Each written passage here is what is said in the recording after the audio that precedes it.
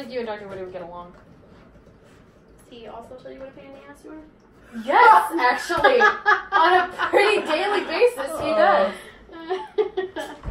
Funny you say that. Okay. Alright. Okay, lay back. Lay back. Oh, no, I came here to ask a question. You guys want lunch tomorrow? Yes. No, I'll starve.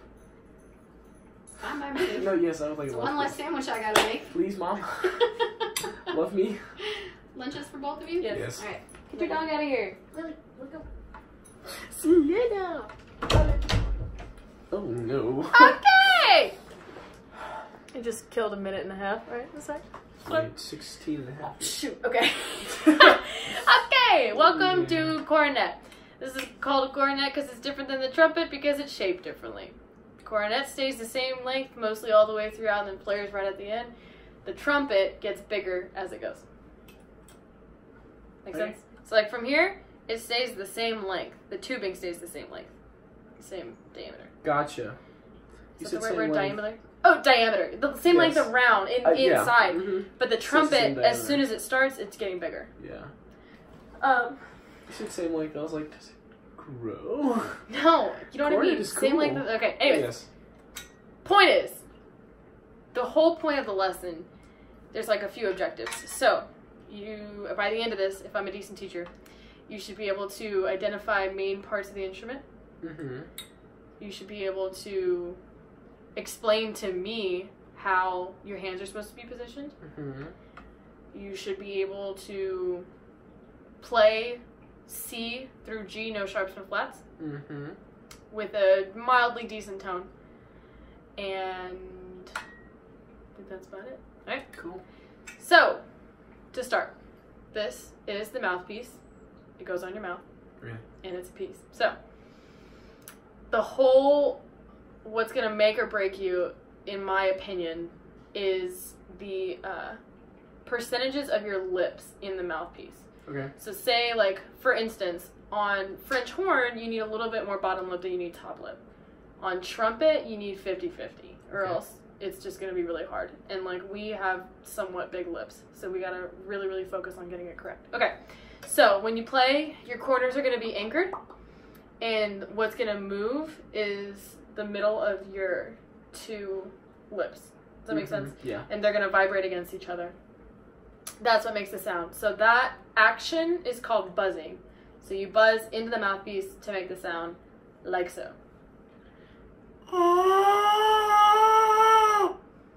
My buzz isn't very good because I'm not a brass player. But you get the gist of it. I think so. Okay? Go for it.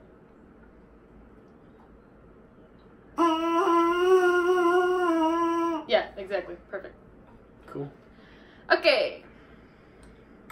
So now on to the actual instrument.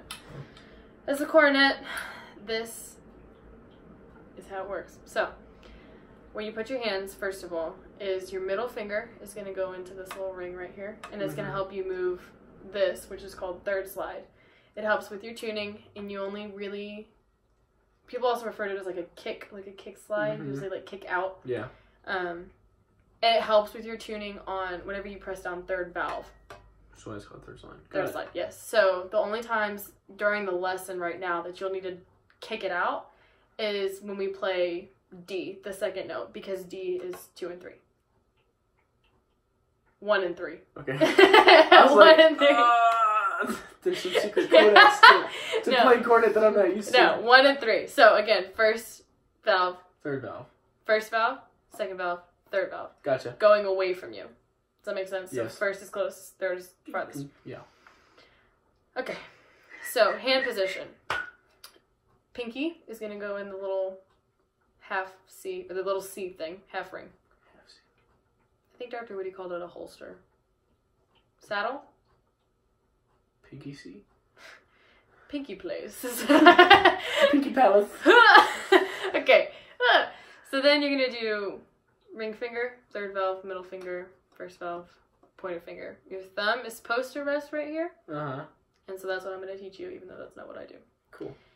Your left hand, your thumb and your pointer finger are going to hold the valves. Uh-huh. Your middle finger is going to be in the ring that pushes out third valve. Mm-hmm. Third slide. Because this is for third valve, this is third slide.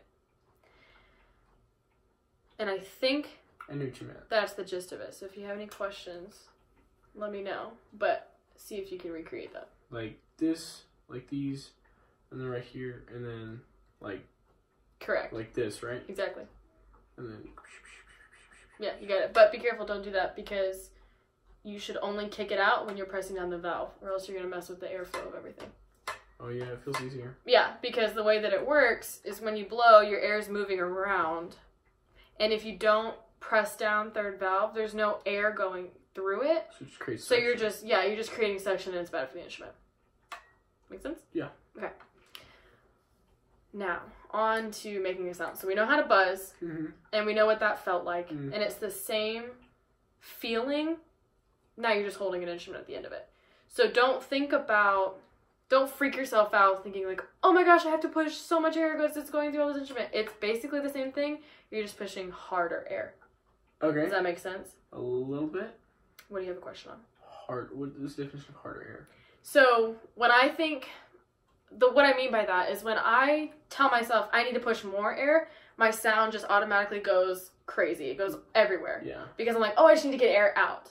When I mean harder air, I mean more focused, like you're blowing through a straw. Or like trying to, the way I think about it is I think about like a toothpick in a straw and I'm trying to launch the toothpick out. Oh, Does that make sense? okay. Or like you're blowing a dart or you're throwing a paper airplane. Something You know? really tiny. Exactly. All those kinds of things. So Cool. harder, more focused air rather than more wider air. Got it? Yes. Okay. So do the same action of buzzing now with your hands In the proper position. But don't press any valves down. So it's going to sound a little something like this. I'm not very good, but...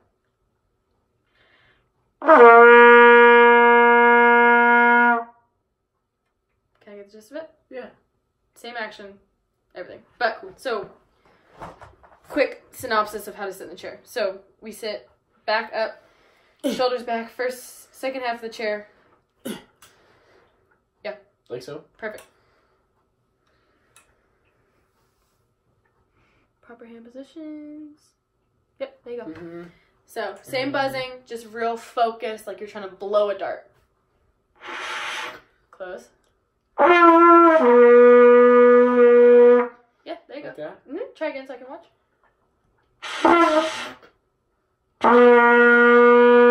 So, what's the difference between the first time you play and the second time you play? I have to like open my lips more. Okay.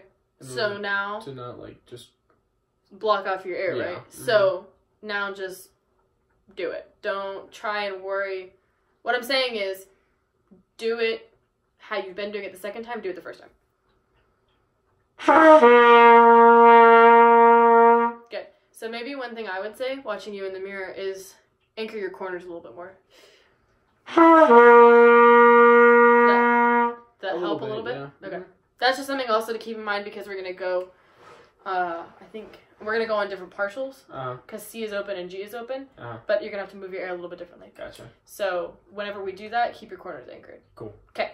So, next part, now moving notes, the whole partial thing. Trumpet was really, really hard for me because I have trouble with my tongue placement, and I've been working on that a lot. So, how you get to a higher partial, it's not more air. I mean, it technically is, but it's like faster air. Mm-hmm. So again, when I think more air, my sound just goes crazy and it goes like bouncing in different directions. But how you speed up your air, you don't like, it's not really that how it is on a woodwind instrument. It's all about your tongue. Mm-hmm. So when I explained it to Maddie and it worked pretty well, this is your tongue, right? And my fingers are the articulation part of it, but don't worry about that because we're not going to get to that. Mm-hmm. So this is the back of your tongue, this is the front of your tongue. Your air is coming this way. Whenever I'm playing low, my tongue's pretty flat, like how it is in a woodwind instrument, and my air is just kind of gliding over it. Well, as I go faster, I want to raise the back of my tongue, so my air becomes like a car going down the hill. Like it's going to come over, and then it's going to go so fast out through the instrument that it's not going to put so much pressure on, I have to change my lips, and I have to change my air, like, temperature, because that's the thing too, Yeah. you know, Mm-hmm. colder air versus hotter air. I have to change my, you know, air pressure, my temperature, like all those things. No, I just have to move my tongue, and it eliminates all that. Does that make sense? Cool. Okay, so I'm gonna walk you through the fingerings.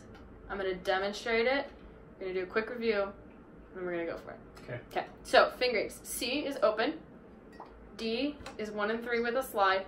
It's not very much slide. I'd say it's about 3/4 of an inch. Okay. Because if we play C sharp, which is 1, 2, and 3, we kick it all the way out. So we need to make sure there's like a noticeable difference there. Cool. Okay.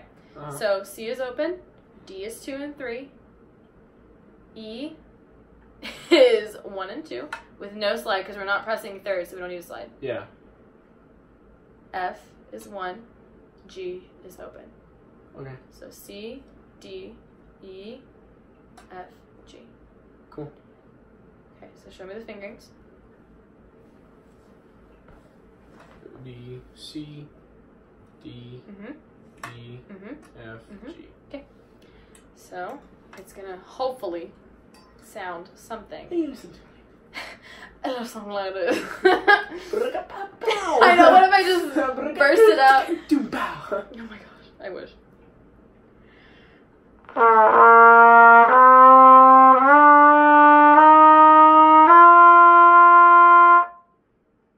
That makes sense? Yeah. So we're gonna start off with just trying to get open C. Okay. So the pitch is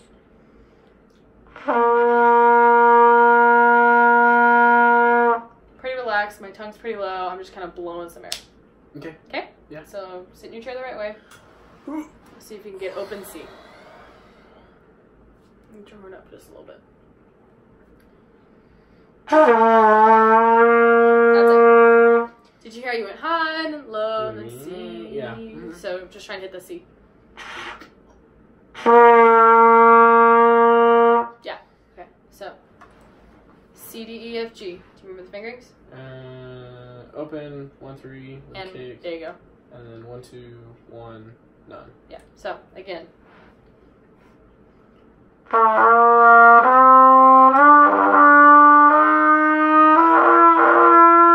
See, I'm getting. And were you watching my face when I did that? No. Okay, watch.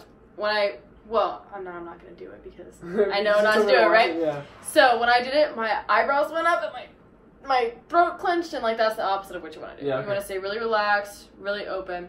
And did you hear it was like right at the beginning? That's Yeah. called a double buzz. It's where your tongue or your top lip's buzzing different than your bottom lip, and it's something you want to avoid. And the way you avoid it is keeping your proportion of your lips the same in the mouthpiece. Okay. That make sense? Okay. So you think you got it? Yeah. Okay.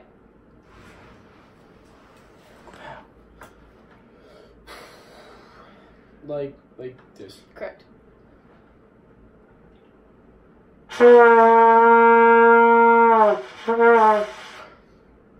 Was that a C? I think that was a C. Let me try. That was a C? I got the pitch out of my ear.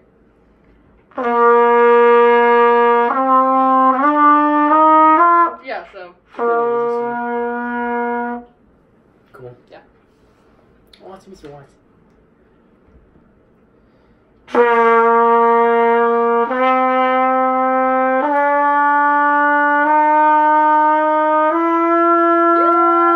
That's so good! You did Okay. awesome! No, you did actually really good. Oh, that's that's awesome. good. Like, Cool. better than me on my second week of being Okay, so, quick review to wrap up. What's this? Mouthpiece. What do we do in the mouthpiece? The action. Buzzing. Mm-hmm.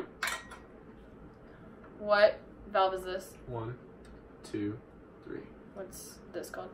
The third slide. Mm-hmm. Explain to me correct right hand position.